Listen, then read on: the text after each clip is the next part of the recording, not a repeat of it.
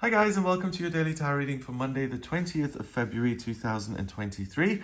Thanks for joining me. I want to use my deck of cards today, the Gregory Scott Tarot. So in case you haven't seen these yet, let me just show you the cards. I'm really proud of these. I think the artist did an amazing job. I love that.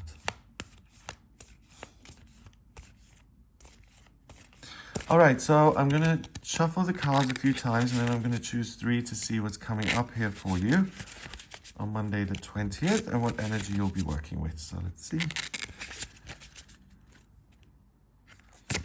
First, we have the King of Swords. Okay, great. Learning and good decisions. Communication. Then we have the Three of Cups, friendship and celebration. And focusing on the similarities rather than the differences. And the Hanged Man, a change in perspective. A time out so the perspective can change. Wow. Okay, so let's see what the cards are saying here. We've got a court card, a minor arcana card, and a major arcana card. The major arcana are big life themes. So this is the big theme of the day. And the Hanged Man is about changing one's ways to create stability and enlightenment, and changing the self particularly, and being focused on the spiritual truth rather than the physical truth. The King of Swords is a court card, so on this day he'll appear in your life as a person, or it'll be you'll embody the King of Swords yourself. And as you can see, he's absorbing the text here from the book just by putting his hand on it. So he's like a walking library. He's massively educated.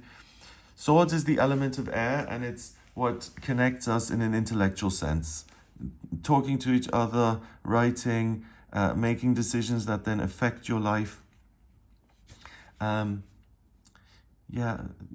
your skills so that you can affect change in the world. But really it's about the intellect, and the King of Swords completely masters this element. The previous incarnations would be the Page of Swords, someone who hasn't got education or the confidence to make a decision, which he does. And then the Knight of Swords, who doesn't know when to act. Sometimes he's reckless and just rushes in without doing his research, and at other times he's missing in action. So the King of Swords is consistent, he is measured, he's temperate. And with the King of Swords appearing in this spread, anything that you're doing that involves information, job applications, presentations, you're doing maths problems to create a new formula, those things are hugely supported. And the king builds things of his own. So he doesn't just absorb these books and reads them, he writes his own. So he's someone who teaches and who takes all the knowledge that he's accumulated over the years, and then he transforms it into his own message and delivers it. So he's a very, very, very valuable figure here that says any intellectual pursuits you've got at the moment, there's the potential via the King of Swords to have these amazing new ideas which would establish you as an expert in your own right. The Three of Cups is about spending time with people you like and whose company you enjoy, and creating that energy between you. You know, like when you're hanging out with a really good friend and you're just laughing, and then the next day you're just kind of glowing because you still feel that warmth from the day before, because you had such a good time, you felt so connected and warm that it just lifts your mood and makes you feel connected.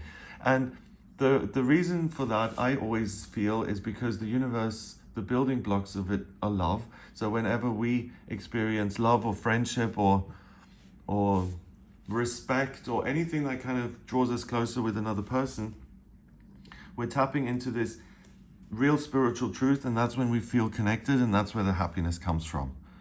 So the Three of Cups, three in itself being, in numerology, communication and new beginnings, you're able to communicate spiritually, because cups is water, and water rules your connection with source, your connection with other people, love for your family, for your partner, for the world, for nature. It's that ability to connect. It's like this invisible net that is between you and every other person on the planet. So these three, we've got people who look very different, but that's always the case in the Three of Cups. Usually it's three women and they all have different appearances and they all come together and have this great time.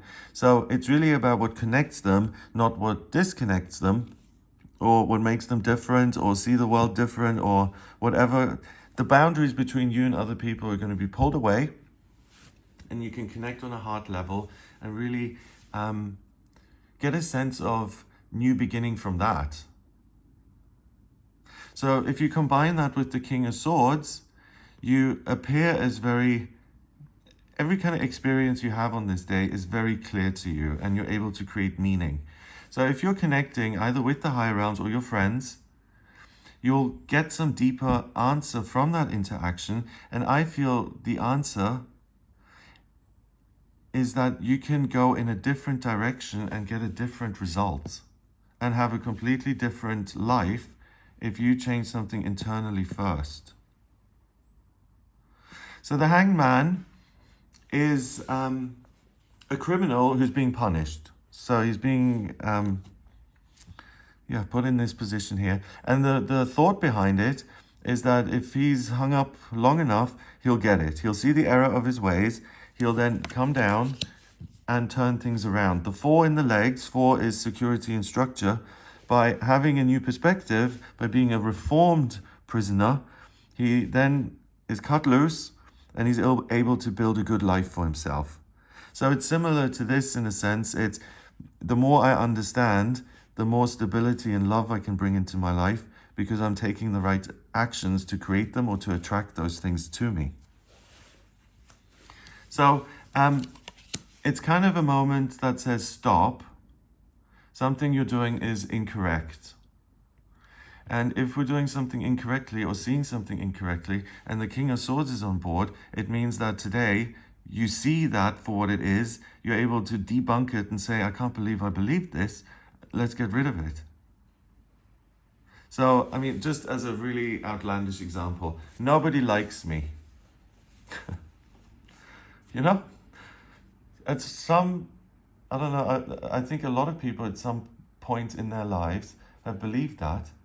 And it's total nonsense because there are like 8 billion people on the planet. It's those kind of things which a lot of us think stuff like that. But when you write it down, these are my beliefs, and you see it in black and white, sometimes you're just horrified. You're like, really? I believe that? Sometimes we need to actually put it out in paper in order to do like a brainwash and to cleanse faulty thinking like that.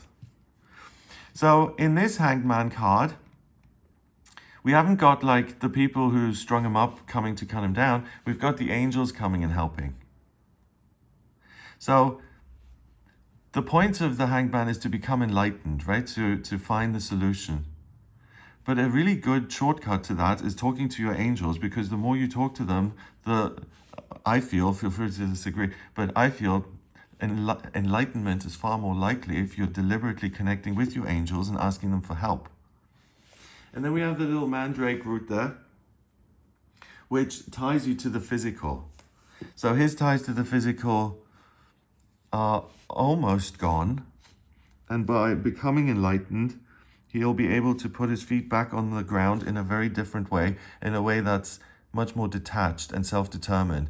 These are the steps I'm taking for the outcomes, and I am deliberately structuring my life that way, instead of I'm walking the earth and it defines me.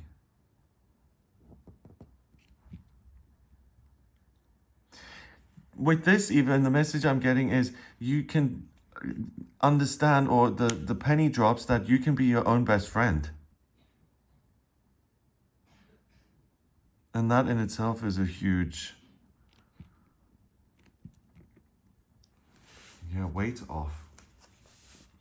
Okay, number-wise, we've got the king, which is 1, and 3 is 4.